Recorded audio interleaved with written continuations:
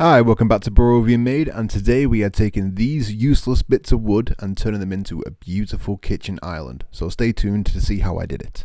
So first of all, I cut them all down to size and squared them all up using the table saw and the surface planer, and then I put them all in the clamps to do a dry fit up just to see how they all came together.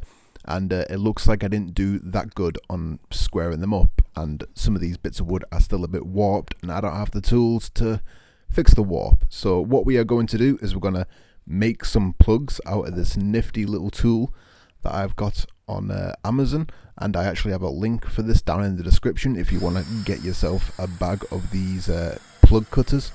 But I used a pallet block for this, and you got to make sure you're cutting these so the grain are running lengthways to get the most amount of strength. But we're not really using these for strength, we're using these to make sure the boards stay in place so we don't have to plane off as much when all the boards are glued together.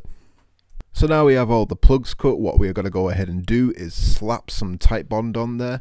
And as you can see, I've also lost my little squeeze bottle, so we are going back to using the full bottle and using way too much glue and frantically scooping it up, trying not to waste it. And what I'm doing is I'm gluing these up in 12-inch boards so I can fit them through my surface planer, just so it can save me a bit of time on sanding and we can get it nice and flat. But as you can see, one of these boards didn't get the warp out. I was hoping by putting those plugs in that the straightness of the other boards would fix the warp on the other one, but it didn't. And one of the boards the rock inside the side, and you can see a little bit of twist in there. So I'm hoping when I glue the other side up it will take that twist out too, but this top will be getting screwed down to a solid base anyway, so if all fails, screwing it down to a solid base will straighten it all out anyway. But right now I need to glue up the rest of this table and I've run out of glue, so I quickly re-upped on the glue, ordered a nice fresh bottle of Titebond, and I've only ever used Titebond or Gorilla Glue, and I actually prefer the Titebond Premium to the Gorilla Glue that I used to use, but those are the only two brands of glue that I've used. So if anyone out there knows any cheaper brands that are just as good, then let me know, I'm all ears. I like to experiment. So now we've got the glue situation all sorted, I'm going to go ahead and glue up all of these 12-inch boards together to make I think it's just under 3 foot long. I think it may be 2.5. I can't remember off the top of my head now. But we're gluing this all together, and as you can see, I have very little space in my tiny little shed, to the point where I actually have to stand outside to tighten the clamps. And I'm just using some scrap pieces of board on either end just to make sure that all the seams are nice and level. I didn't bother putting any plugs in these parts. I should have done really, but I was just kind of saving time. So what we're doing now is we're going to go ahead and square up all the table, and I'm using this track saw. And the annoying thing about making this track saw is that it was originally 8 feet long, but I thought I'm never going to make a table that's over 6 feet, so I'll just cut my track 6 feet long, and then my next project I make a table that is 7 foot long. So I kind of shot myself in the foot there, but we made it work by budging it up. And yeah, it worked fine. I was a bit worried it wouldn't be as seamless and it'd be a bit wonky and I'd have to sand it flat, but it came out perfectly smooth, so that was good. And after we squared everything up, I'm going to go ahead and I'm going to put all these threaded inserts in. I already marked it on the base that it's going on. I drilled through the top whilst I had my mother hold the table down for me, so I'm just go ahead and I'm gonna go screw all of these in now. And you can see here that I am using it with an Allen key, and it does work. It's a little harder for them to go straight in, but you'll see a little bit later on in the video what I did to get around this, because I have to use more threaded inserts for the C-sections that I'm putting in. So I'll show you what I did a little bit later on. But right now we're filling in all these little cracks with sawdust and wood glue, just so there's not big divots in the table and it's a bit more hygienic when you're doing food and stuff.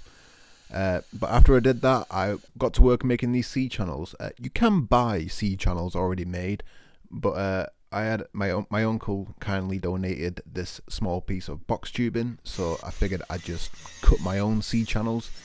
I mean, what is it really? It's just a box. You cut it in half, then you get 2 C channels. So I'm not sure if it's the cheaper way to do it or not, since I got this for free, but this is what I did.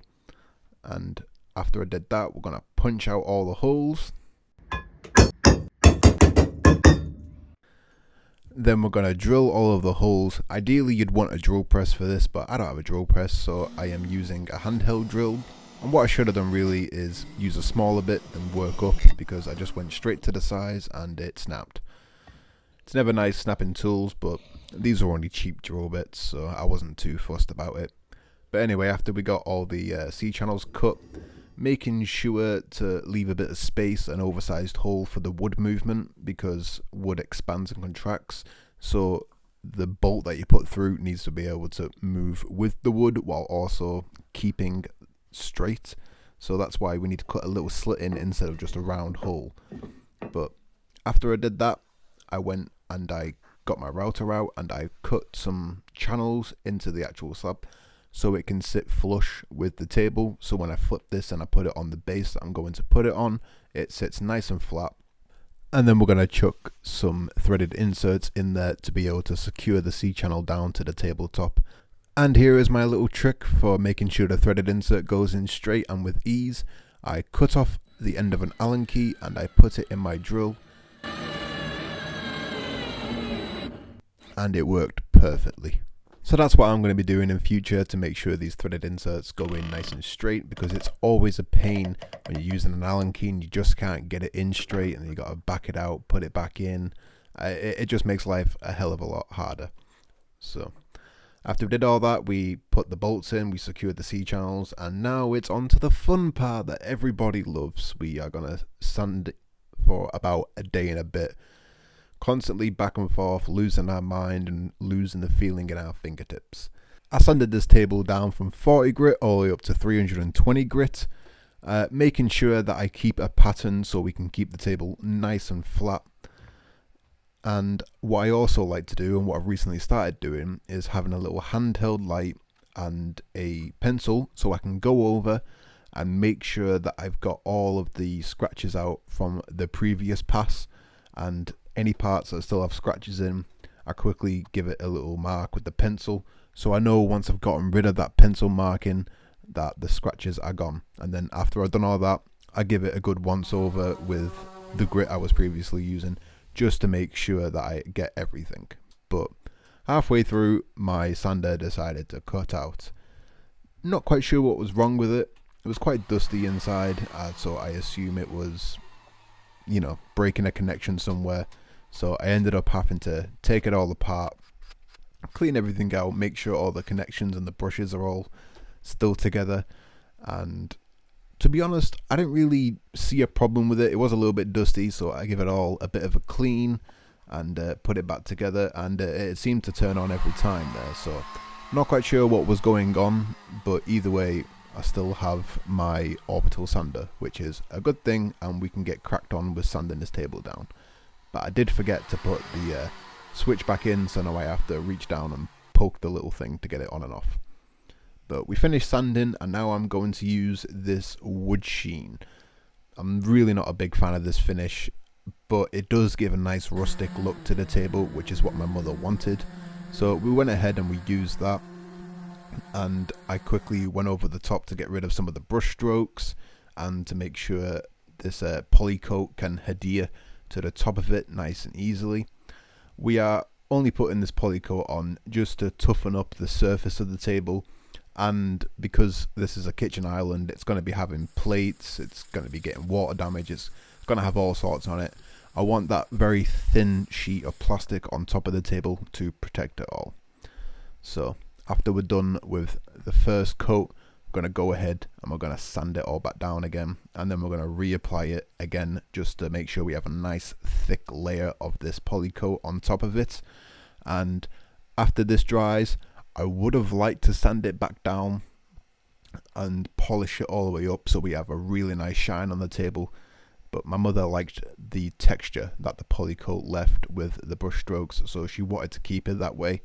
And obviously it's not my table, I can't argue with her, but this is how the table turned out, and overall I think it looks really, really nice. from unusable wood from the lumberyard that was in the reduced section that I got very cheap into a lovely kitchen island.